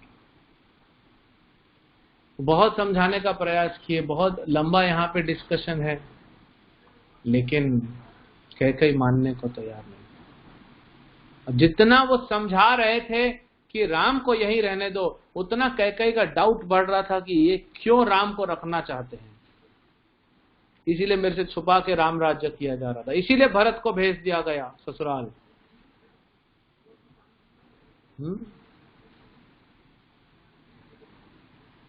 क्या करते दशरथ महाराज? अभी हट पकड़ के बैठ गई। शास्त्रों में 2 हट बताए गए हैं, एक स्त्री हट, एक बाल हट। एक बच्चा जिद करके बैठ जाता है और एक स्त्री जिद करके बैठ जाती है। जब बच्चा जिद करके बैठ जाता है तो उसको समझाया जा सकता है, लेकिन जब स्त्री जिद करके बैठती है तो उसको कोई नहीं समझा सकता। और यही स्त्री जब जिद कर लेती है कि मुझे भक्त बनना है, भगवान की भक्त बनना है मुझे, तो उसको कोई नहीं रोक सकता भक्त बनने से। और वही स्त्री जब बोलेगी कि मैं भक्त बन गई हूं, पूरे परिवार को भक्त बना के रहूंगी, तो पूरी परिवार भक्त बनेगा। लेकिन यही स्त्री परिवार को उजाड़ भी सकती है। वही सीता देखिए, वनवास में गई, सीता को वनवास नहीं था, वो हम कल चर्चा करेंगे। तो स्त्री जो है वो अपनी शक्ति को अगर पहचाने कि वो हट कर लेगी, जिद कर लेगी, लेकिन भक्ति करने का जिद करेगी, तो दुनिया की कोई ताकत उसको रोक नहीं सकती। और बड़ा सहज, स्त्रियां जो होती हैं उनमें सहज शरणागति का भाव होता है। क्योंकि स्त्री बचपन से ही देखिए पिता के पास, भाई के पास, पति के पास शरणागत होती है, उन पे डिपेंडेंट होती है। और ये अच्छा है। मॉडर्न स्त्रियां डिपेंडेंट नहीं होती तो कृष्ण पे शरणागत होने के लिए तकलीफ होती है।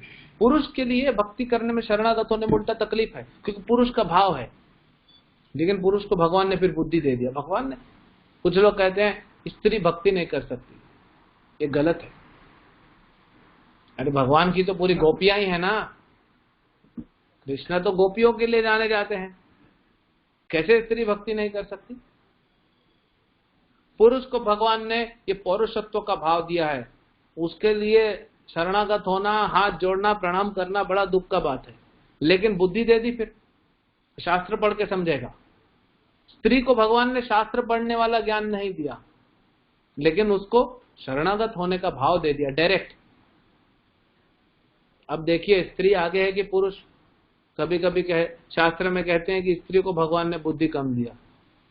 अच्छा है ना, बुद्धि देने वाले बुद्धि लगाते रहते हैं और भौतिक संसार में कैसे आनंद उठाना है, मजा करना है, उसमें लगे रहते हैं, नरक में फंसते हैं। तो उनके लिए भगवान ने पुरुषों के लिए शास्त्र बनाए कि तुम बहुत बुद्धिमान है ना, शास्त्र पढ़ो।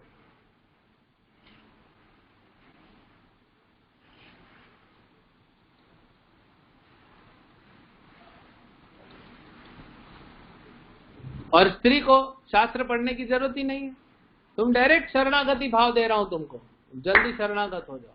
तो स्त्री ज्यादा अच्छे से भक्ति कर सकती है, सहज भाव से भक्ति कर सकती है, तो बहुत अच्छा है।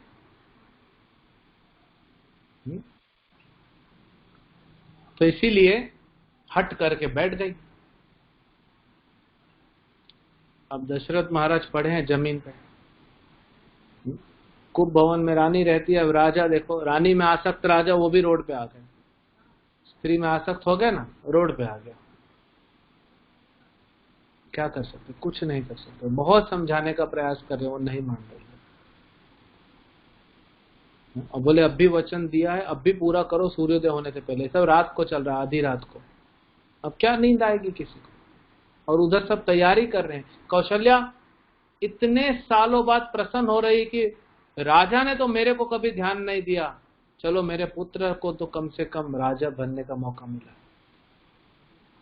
मैं कितनी भाग्यशाली हूं। हमेशा सोचती थी कौशल्या कि मेरा तो भाग्य ही नहीं है, क्योंकि मेरे पति तो हमेशा वो छोटी रानी के पास रहते हैं। अब वो सोच रही है कि मैं बहुत भाग्यशाली हूँ कि राम राजा बनने वाले हैं। लेकिन जब उनको पता पड़ेगा, तो कल हम चर्चा करेंगे कौशल्या और राम का, सीता और राम का, राम और कैकेयी का।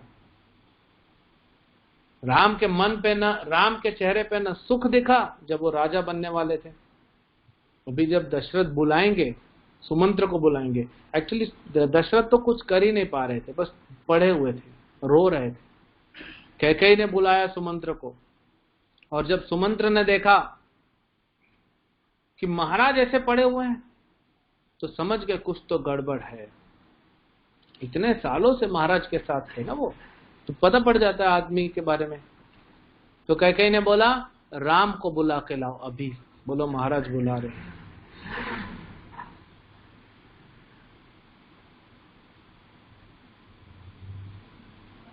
राम को बुला के लाओ।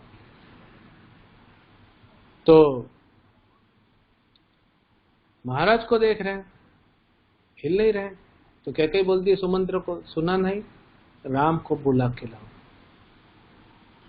और जब राम आते हैं, देखते हैं दशरथ को, अपने पिता को ऐसा देखते, वो बेटा जो इतना प्रेम करता है, इतना आज्ञाकारी है, इतना सदाचारी है, इतना गुणवान है, वो अपने पिता को ऐसे देख के, फिर भी राम जो है स्थिर, एकदम सम भाव में, गंभीर।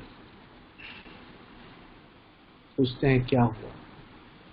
तो ये हम कल चर्चा करेंगे जब राम आएंगे। तो राम को कैकेयी ने क्या कहा और राम ने क्या सहज भाव से स्वीकार किया, और सीता और राम का ये कल लंबा डिस्कशन होगा। बहुत सुंदर है, कैसा पत्नी का धर्म होना चाहिए। यहाँ एक पत्नी है कैकेयी और वहां एक पत्नी है सीता। तो आज आपने देखा पत्नी का धर्म कैसे नहीं होना चाहिए। जब पत्नी अधर्म के मार्ग पे चली जाती है तो परिवार नष्ट हो जाता है। और कल हम देखेंगे सीता जो धर्म के मार्ग पे चली है तो कैसे परिवार को जोड़ के रखती है। तो इसीलिए शास्त्रों में स्त्री को हमेशा ऊंचा दर्जा दिया है। ये कुछ लोग कहते हैं कि स्त्री को दबा के रखा, छोटा दर्जा दिया। नहीं, शास्त्र ने हमेशा, इतिहास खोल के देखिए, एक द्रौपदी के लिए पूरा महाभारत कर दिया।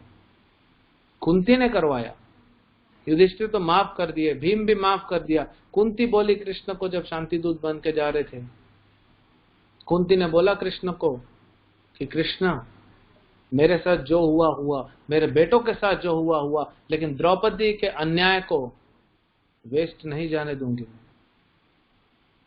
युद्ध चाहिए, युद्ध होना चाहिए, कुंती बोलती है। तो कृष्ण ने बोला बुआ तुम टेंशन मत लो, युद्ध तो होगा। मैं जा रहा हूं शांति दूत बनने, पर मुझे पता है दुर्योधन मानेगा नहीं, युद्ध तो होगा और हिसाब तो बराबर होगा। तो एक द्रौपदी के लिए कृष्ण ने वचन लिया था कि मैं सबको मार दूंगा। यहाँ पे एक सीता के लिए रावण को मार दिया राम ने। तो स्त्री को हमेशा ऊंचा दर्जा, लेकिन स्त्री अगर अधर्म पे चली जाए कैकेयी जैसे, तो परिवार नष्ट हो जाता है। और सीता जैसे स्त्री अगर धर्म के मार्ग पे आ जाए तो कैसे परिवार एकजुट हो जाएगा।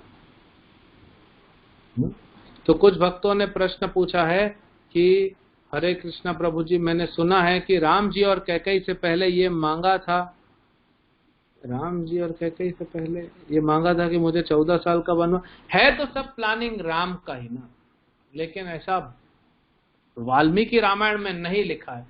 तो क्या होगा कि जब दशरथ महाराज शरीर छोड़ देंगे, परलोक सुधार जाएंगे और भरत आएंगे, आप देखिए दशरथ महाराज का गति दूसरी जगह पे है, दूसरे वर्णन है पुराणों में कि दशरथ महाराज को श्राप था। दशरथ महाराज जब मृत्यु हुआ तो 4 बेटे थे जो 4 कंधे पे उठाते, और चारों नहीं थे। 2 वनवास ले चुके थे, 2 अभी ससुराल में थे। मृत्यु के वक्त दशरथ महाराज के पास कोई नहीं था। ये श्राप था दशरथ महाराज का। कितने अभाग्यशाली, लेकिन वो तो भगवान के पिता है तो दिखा रहे हैं संसार में। तो दशरथ महाराज जाने के बाद जब राम भरत मिलाप होगा चित्रकूट में, तो वहां पे तीनों रानियां आती हैं और तीनों विधवा हो चुकी है। तो राम जाते हैं, कौशल्या से मिलते हैं, कौशल्या रोती है, गले से लगा लेती है राम को, सुमित्रा रोती है, कैकेयी को प्रणाम करते हैं राम, क्योंकि राम के मन में कुछ नहीं है ना। देखिए हमारे साथ कोई अन्याय करे, चाहे हमारे साथ हमको कोई कुछ गिफ्ट ला के दे, चाहे हमको कोई मारे, हमको बराबर होना चाहिए। भगवान कृष्ण गीता में यही सुनाते हैं। अगर हम वो बराबर हो सके तो संसार में कोई आपको दुखी नहीं कर सकता। आप आत्म संयम में रहेंगे हमेशा, क्योंकि जो आपको दुख मिला वो तो आपके कर्मों का दुख है ना। भगवान ने किसी को बहाना बना के, निमित्त बना के, और आपको आपके कर्मों का फल दे दिया। तो राम के मन में कुछ नहीं था। तब राम कैकेयी से कहते हैं, प्रणाम करने के बाद अकेले में धीरे से कहते हैं, बोले मां तुम क्यों रो रही हो? क्योंकि कैकेयी को अब जागृति हो गई। कैकेयी बोली राम को, देखो बेटा, मेरे कारण, मेरी मूर्खता और दुष्टता के कारण पति चला गया, बेटा चला गया, परिवार नष्ट हो गया। तब राम बोलते हैं कैकेयी को, मां तुम चिंता मत करो, तुमने कुछ भी नहीं किया है, ये सब कराया धराया मेरा है, सब मैंने ही करवाया है, मुझे वनवास चाहिए था। यहां बोलते हैं, ये भी वाल्मीकि रामायण में डायरेक्ट हल्का सा है, हम बाद में राम भरत मिलाप के समय बात करेंगे। तो वहां पे बताते हैं कि सब मैंने ही करवाया, सब तो राम की इच्छा से हो रहा है, नहीं तो देवता क्या राम के माँ बाप का बुद्धि फिरा सकते हैं? नहीं फिरा सकते। फिर दूसरा प्रश्न है, मैंने सुना कि राजा दशरथ विवाह से पहले ही कैकेयी के पिता से, हाँ वचन दिया था, वाल्मीकि रामायण में नहीं है बट सुना है, वचन दिया था कि आपके पिता को। अब वो एक बड़ा इतिहास है कि कैसे कैकेयी और दशरथ महाराज का विवाह होता है, बड़े प्रेम में पड़ जाते हैं, लव मैरिज हुआ था इनका, तब तो बोले थे। फिर है, मैंने सुना है कि रघुकुल की रीत निभाने के लिए कैकेयी ने स्वयं को कलंकित किया, क्या ये सच है? रघुकुल की रीत निभाने के लिए कैकेयी ने कलंकित किया, समझ में नहीं आ रहा है प्रश्न, लेकिन ये सब भगवान कराते हैं हमको कुछ सिखाने के लिए। और मेन तो लीला थी भगवान की कि रावण को मारना है, तो उसके लिए वनवास जाना पड़ेगा, है ना। और हमको सिखाने के लिए, जो भी अयोध्या कांड चल रहा है ना अभी, तो अयोध्या कांड में हम पूरा ही 7 कांड में हमको सिखाने के लिए, तो क्या हमारा शिक्षा है, हमको उस पर फोकस करना चाहिए। कई बार क्या होता है कि ये सुना है वो सुना है, ठीक है, लेकिन हमारे लिए शिक्षा क्या है वो देखो ना। राम हमको क्या देना चाहते हैं। घर में माँ ने 4-5 अलग अलग चीजें बनाई खाने के लिए, लेकिन जो 6 महीने का बच्चा है उसको नहीं खिला सकते ना सब। उसको तो माँ फिर कटोरी में थोड़ा सा दूध देगी, 2 पार्ले जी बिस्किट डाल देगी चम्मच से मिला के, ले बेटा तू एक। वो देख रहा है, बोलते हैं मैया तुम मेरे को ये 2 पार्ले जी बिस्किट दे दी, 50 पैसे क्या, थोड़ा सा दूध दे दी, 4-5 आइटम अलग अलग अच्छा अच्छा बना के सबको खिला रही है। अरे ये तुम्हारे लिए नहीं बना है बेटा, तुम नहीं खा पाएगा पिज्जा। हाँ, तुम्हारा दांत भी नहीं है, चबाएगा क्या तुम, मिर्ची लगेगा तुमको। हाँ, कचौड़ी नहीं खा पाएगा। तो भगवान क्या देना चाहते हैं, शिक्षा, उस पर केंद्रित होना चाहिए। हमको क्या शिक्षा मिल रही है आज के इस हम ऑनलाइन देने से ना यही होता है, दिमाग में आता है आज के एपिसोड में, क्योंकि हम हरे कृष्णा टीवी में लेक्चर देते हैं तो हरे कृष्णा टीवी में यही बोलना पड़ता है आज के इस एपिसोड में। तो हम भी सब अभी सीरियल बनाने लग गए हैं। तो आज हमने क्या मेन देखा कि कैसे स्त्री परिवार को नष्ट भी कर देती है, बना भी देती है, और कैसे अभक्त का संग लिया, मंत्रा का संग लिया तो कई सब कुछ खो बैठी, खुद भी, अपना पति भी गया, बेटा भी गया। तो ऐसे ही हमको अभक्तों का संग नहीं लेना चाहिए। अभक्तों का संग लेंगे तो हम भगवान से दूर हो जाएंगे। किसी ने बहुत अच्छा प्रश्न किया है कि ये जो भगवान राम शिक्षा दे रहे हैं ये कलयुग में हम अप्लाई कर सकते हैं क्या? बिल्कुल कर सकते हैं। बल्कि रामायण महाभारत जितना भी है आप कलयुग में ही अप्लाई करने के लिए बना है। आप देखिए, शुरू से देखिए, हमने कहा दशरथ को वचन नहीं देना चाहिए था, कैकेयी को दे दिए।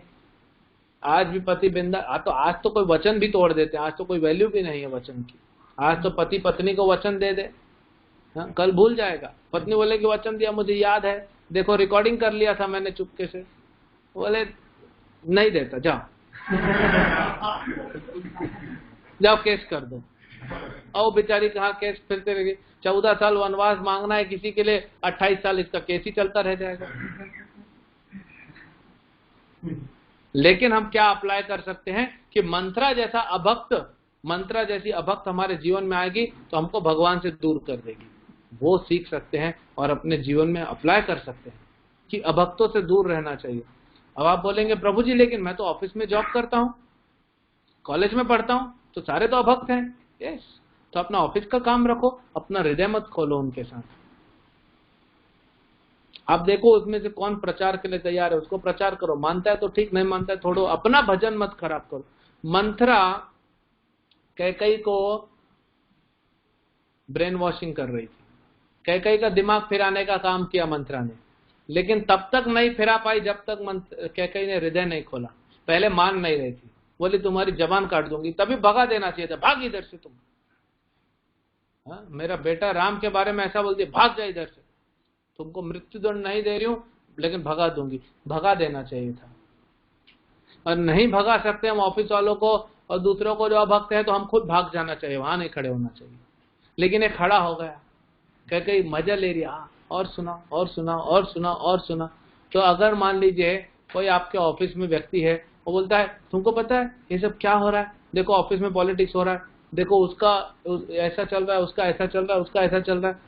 तो अभी आप क्या देखो प्रभु, सब कर्मों का है, जिसका जो चल रहा है, हमको अपना भजन करना चाहिए। नहीं नहीं तुम सुनो, ऐसा ऐसा है, फिर आप वहां से निकल जाना चाहिए कि मेरे को अपना काम है, मैं जा रहा हूँ।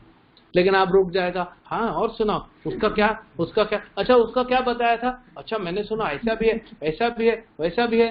ये सब आपने हृदय खोल दिया। हृदय खोला तो क्या हुआ, एक कचरा अपने अंदर चला गया। जैसे कई बार आपके ईमेल में फाइल आती है, वो फाइल खोलेंगे तो आपके कंप्यूटर में वायरस आ जाता है पूरा, और वायरस खत्म कर देता है आपके कंप्यूटर को। तो हृदय नहीं खोलना, ठीक है। तो हम यहाँ पे रोकते हैं, 8:30 बज गया है। मुझे आप लोग से ये पूछना था कि एक्चुअली 7 बजे हमने किया, अच्छा हुआ हमको 1.5 घंटा कुछ अच्छे से बात करने को मिला, कथा अच्छे से चर्चा करने को मिला। लेकिन क्या कल हम 7:30 से 9 बजे कर सकते हैं क्या? 9 बजे रामायण आ रहा है टीवी में, आप वो देखिए, लेकिन यहाँ पे आपको ओरिजिनल वाल्मीकि रामायण, वो भी अच्छा है, वो देखिए। दूसरे सास बहू सीरियल देखने के अच्छा रामायण में भी सास बहू है, कैकेयी और सीता, यहाँ पे भी सास बहू चल रहा है। तो अगर कल हम 7:30 से 9 कर सकते हैं क्या? क्योंकि हमारे यहाँ मंदिर में गौर आरती होती है, तो आरती मिस हो जाती है। तो आप बताइए, आप ग्रुप में मैसेज कर सकते हैं व्हाट्सएप में, कितने लोग को 7 से 7:30 8:30 जमता है और कितने भक्तों को 7:30 से 9 चलेगा। 9 मतलब 9 बजे बंद कर देंगे। आज 5 मिनट ज्यादा हो गया, हम यहीं पे रोक रहे हैं। हम डेली करेंगे, रामनवमी तक राम कथा करेंगे, और उसके बाद भी हुआ तो जब तक लॉकडाउन रहेगा राम कथा ही चलने देंगे, नहीं तो फिर चैतन्य भागवत है, चैतन्य चरितामृत है, गौर लीला चलाएंगे, कृष्ण लीला चलाएंगे, राम लीला भी सुंदर है, राम लीला चलाते रहेंगे। तो कल से या तो 7:30 से 9 या तो 7 से 8:30, आप लोग बताइए, तो आरती भी अटेंड हो जाएगा और 7:30 से 9 कथा हो जाएगा। ठीक है, कुछ भक्तों ने 7:30 से 9 बोला है, तो कल हम 7:30 बजे लॉग इन करेंगे। ज्यादातर भक्तों ने 7:30 बजे बोला है, तो 7:30 से 9, फिर 9 बजे आप लोग बढ़िया अपना डिनर खाते हुए और रामायण भी देख सकते हैं। यहाँ पे सुनिए, वहां पे देखिए। हरे कृष्ण। श्री रामचंद्र भगवान की, श्रील प्रभुपाद की।